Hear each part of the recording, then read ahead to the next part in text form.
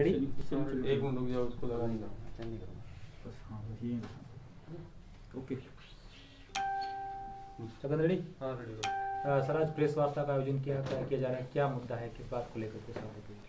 पिछले दिनों में जिला परिषद के जिला प्रमुख के जो इलेक्शन हुए और उसके बाद में जो घटनाक्रम हुआ और जिस प्रकार हमारे भारतीय जनता पार्टी का जीता हुआ एक प्रत्याशी श्री शंकर देवासी को कांग्रेस ने हायर करके उसको ले गए और उसके बाद में कांग्रेसी बंधुओं ने मेरे विरुद्ध अनर्गल आरोप शंकर द्वारा लगवाए गए, उसके लिए मैं आपके रूबरू बात करना चाहता हूँ। क्या आरोप लगाए थे सर, क्या पूरा घटनाक्रम? उसने कहा कि आप ताकतवर हो, मेरे साथ कुछ भी कर सकते हो, जबकि मेरे मन में इस तरह से कोई शंका नहीं है, नहीं मैं कोई द्वेष भावना रखता हूँ। मैं पिछले 40-50 साल से राजनीति कर रहा हूँ और मैं 3 बार स्वयं सरपंच भी रहा हूँ और जिला परिषद सदस्य लगातार दूसरी बार रहा हूँ। जनता के साथ मेरा सौहार्दपूर्ण वातावरण रहता है। मैंने कभी भी किसी से द्वेषता से कोई काम नहीं किया।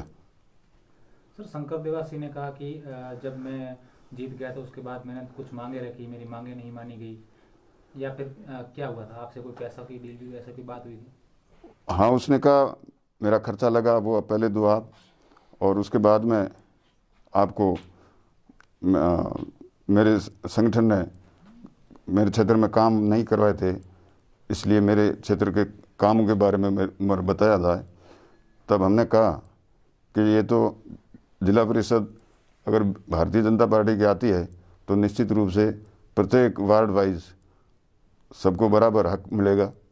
और पहले भी शंकर ने यह आरोप लगाया कि पंचायत समिति में मैं निर्दलीय था और बीजेपी को सपोर्ट किया था और मेरे क्षेत्र में कुछ नहीं हुआ, जबकि सबसे ज़्यादा इसके तारातरा क्षेत्र में चौटन पंचायत समिति के प्रधान ने काम कराए।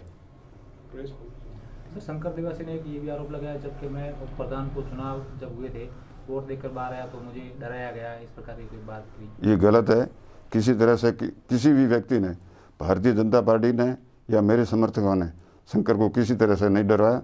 और जब शंकर वोट देकर बाहर खड़ा था तब मेरे पास कांग्रेस के जिला अध्यक्ष श्री फतेह खान जी खड़े थे, 2 डिवाइस भी थे, 3-4 और भी जनप्रतिनिधि थे, 8-10 पुलिस वाले थे।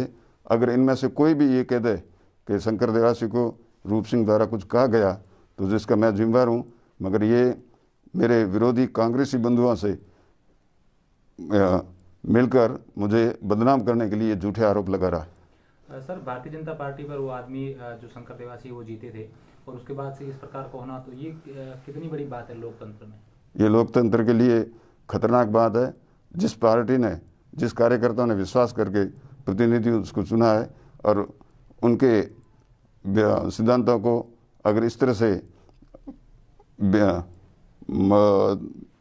बेचकर वो अगर दूसरी पार्टी में जाते हैं तो उन कार्यकर्ताओं के साथ कुठाराघात होता है। सर पैसों की मांग करना अपने आप में कितना लोकतंत्र के लिए गलत है कि भाई पैसे देना, इतना पैसा देना, और काम की बात तो चुनने के बाद होती है ना।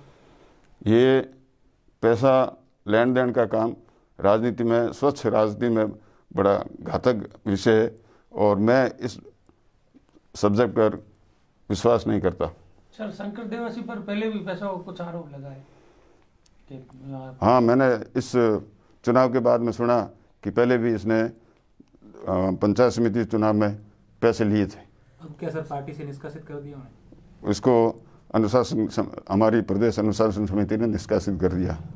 तो सर जिला प्रमुख का जो रिजल्ट है उसके बारे में क्या कहेंगे? जिस तरीके से उस वक्त आपके साथ में इस तरीके से जिला प्रमुख में और उप जिला प्रमुख बीजेपी का बन गया, ये बात सही है कि बीजेपी का उप जिला प्रमुख बनने का एक वो व्यक्ति बहुत ही मतलब एसटी वर्ग से था। लोगों ने ये सोचा कि ऐसे लोगों को मौका मिलना चाहिए, इसलिए हमारे कांग्रेसी बंधुओं ने भी उसको समर्थन दिया। रूप सिंह जी, सबसे बड़ी बात है कि पार्टी के अंदर भीतरघात हुआ, आप उस पर क्या कहना चाहेंगे? क्योंकि आप प्रत्याशी बने, आपके पास 18+1 थे, लेकिन 16 सीटें वोट मिले आपको, इसके ऊपर क्या करना चाहिए? मेरा यही कहना है कि इसमें प्रदेश स्तर पर इसकी अनुशासन कमेटी जांच करेगी और जांच के बाद में जो निर्णय करेगी वो प्रदेश को करना। क्या कुछ नामों की शिकायत भी आप करने वाले हैं?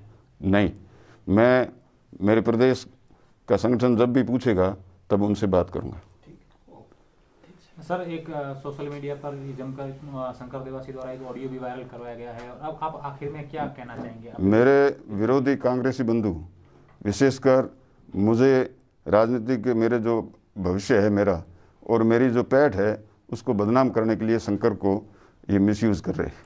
सर, जैसा कि आपको 16 वोट मिले, ऐसा माना जा रहा है कि 1 या 2 वोट दूसरे भी बीजेपी के वो क्रॉस वोटिंग हुई है, तो उस पर भी पार्टी जांच करेगी? बिल्कुल करेगी, निश्चित रूप से।